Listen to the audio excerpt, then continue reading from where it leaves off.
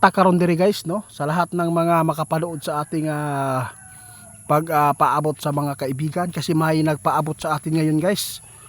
Totoo na daw talaga, mismo si Ma'am Sara Duterte daw ang kanilang napapakinggan, no. Pinasahan po tayo ng link na si Tatay Digong makakabalik na, makakauwi na, kasi po may nahingian daw si Sara Duterte na mga kilala po niya, kasi napakahirap daw talaga arigluhin, no, ang kaso ni Tatay Digong na naipasa po doon sa ibang bansa.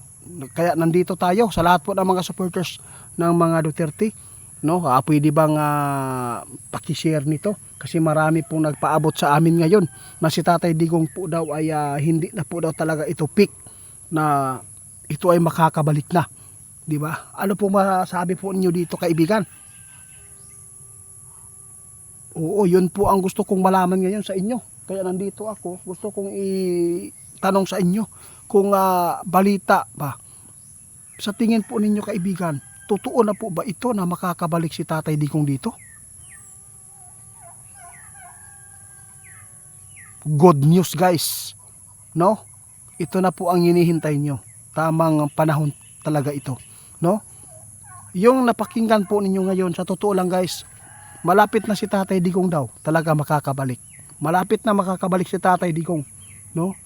Hindi na po ito gawa-gawa. Good news po ito para sa mga Duterte supporters, no? Ipanalangin ninyo na si Tatay Digong ay safety sa pag-uwi. Kaibigan, kumusta po si Tatay? Kumusta po ang kanyang kalagayan ngayon? Okay lang po ba ang kanyang kalusugan? Salamat kung ganun. Salamat. Guys, ma'am, sir, ito po ang inyong request sa amin na ipatanong sa Duwende kung hindi na ba ito fake news.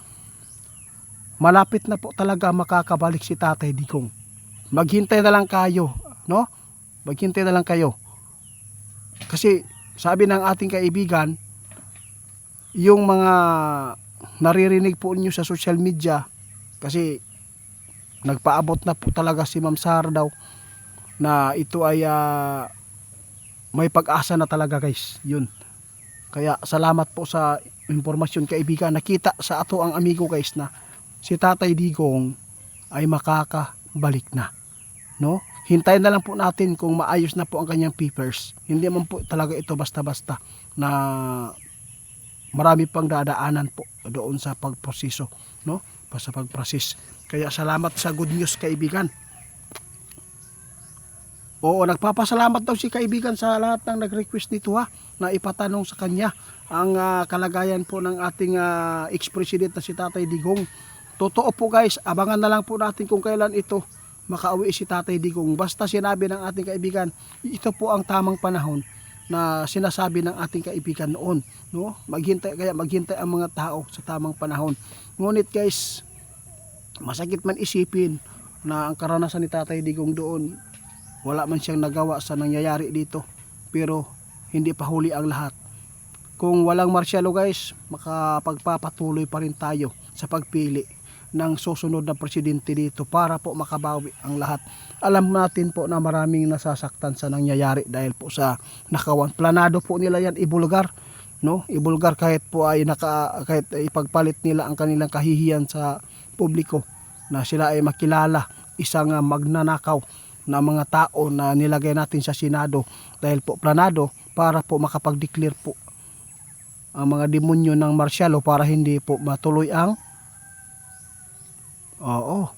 eleksyon sa 2028. Pero hindi pa yan guys, hindi pa, tentative pa yan mangyayari dahil po sa kaguluhan na nangyari doon sa pag-rally.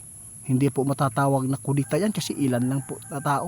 Kung milyon-milyon siguro guys, sigurado imposibleng hindi bababa sa pwesto mga tao na yan.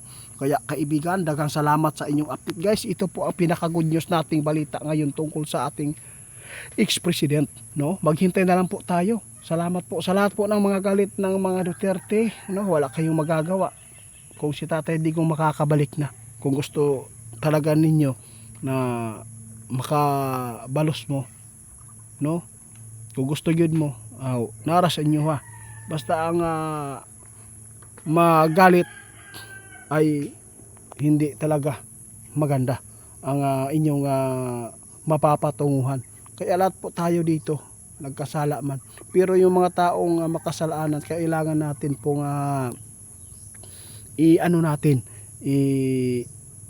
ipaayos ba, no? Kung sakyanan pa na nga dauton, ipaayos yun para mamaayo. Tulad nito ang ginawa ng mga taong bayan, nag-alsa para po maituwid ang kamalian ng mga taong magnanakaw. Kaibigan, salamat sa good news ha. Pero sabi ng ating kaibigan, hindi pa rin tayo magkampante, no? Dahil po ang mga jablo ngayon ay hindi talaga daw hihinto kapag walang mabibiktima.